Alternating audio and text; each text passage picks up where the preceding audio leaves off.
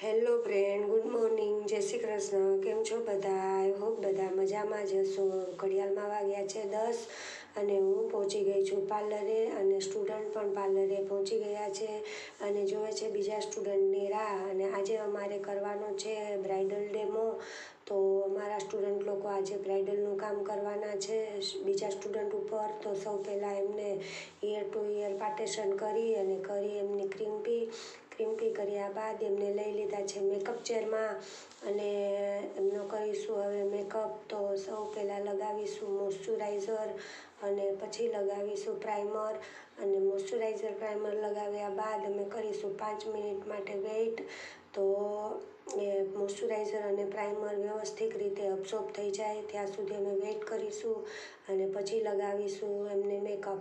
તો મેકઅપમાં પહેલાં કન્સીલર એમને કરી નાખ્યું છે અને હવે લગાવે છે એમને ફાઉન્ડેશન. તો ફાઉન્ડેશન પણ ફિંગરથી લગાવે છે અને પછી પગથી અપ્લાય કરીશું. ગાઈઝ, ફાઉન્ડેશન લગાવવામાં એક વાતનું ધ્યાન રાખવાનું કે જે તમારું પગ છે તે થોડું ભીનું હોવું જોઈએ, થોડું ગીલું હોવું જોઈએ. તો તમે વિડીયોમાં જોઈ શકો છો ફાઉન્ડેશન પણ વ્યવસ્થિત રીતે એ સ્ટુડન્ટ અપ્લાય કરે છે અને વ્યવસ્થિત રીતે એને મંચ કરે છે અને ક્યાંય પણ રહેવું ન જોઈએ, વ્યવસ્થિત રીતે લગાવવું જોઈએ. એ પણ હું એમને કહેતી જાઉં છું. અને હવે આવી ગયા અમે આઈશેડ લાઇનર ઉપર. તો એમને 3 કલરના આઈશેડ કર્યા છે અત્યારે. આ 3 કલર આઈશેડ પણ બહુ ચાલે છે. અને પછી લગાવે છે એ લાઇનર. તો લાઇનર હંમેશા બ્રાઇડલને બ્રોડ હોય છે તો એમને કરી બ્રોડ લાઇનર. અને હવે આવી ગયા છે અમે હેરસ્ટાઈલમાં. તો ઇયર ટુ ઇયર પાર્ટેશન કરી અને વ્યવસ્થિત રીતે બ્રાઇડલ હેરસ્ટાઈલ કરીશું. એમને આગળ ગ્રોથ જ નથી, બહુ ઓછો ગ્રોથ છે. તો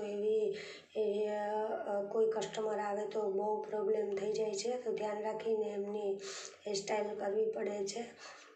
હેરસ્ટાઈલમાં બ્રાઇડલ હેરસ્ટાઈલ જ છે અને બ્રાઇડને શૂટ થાય એવી જ છે. જેવું જોઈ લેવા એમના વાળ અને એમનું ફેસ જોઈ અને પછી જ હેરસ્ટાઈલ કરવાની હોય છે. અને પછી આ પહેરાવીશું અમે એમને જ્વેલરી. તો જ્વેલરીમાં મેં પહેરાવ્યો પહેલાં એમને સેટ ડોકમાં અને પછી પહેરાવી એમને બુટી. તો એમના કાન એકદમ નાના હતા અને બુટીમાં વજન પણ બહુ હતો. તો બુટીમાં અમે ગમ લગાવી, ચિપકાવ્યું અને પછી પાછળ અમે કરી એમની પિનઅપ અને પછી પહેરાવી એમને બુટી. તો એમને વજન પણ બહુ ઓછો લાગતો હતો અને એને કમ્ફર્ટેબલ લાગતું હતું.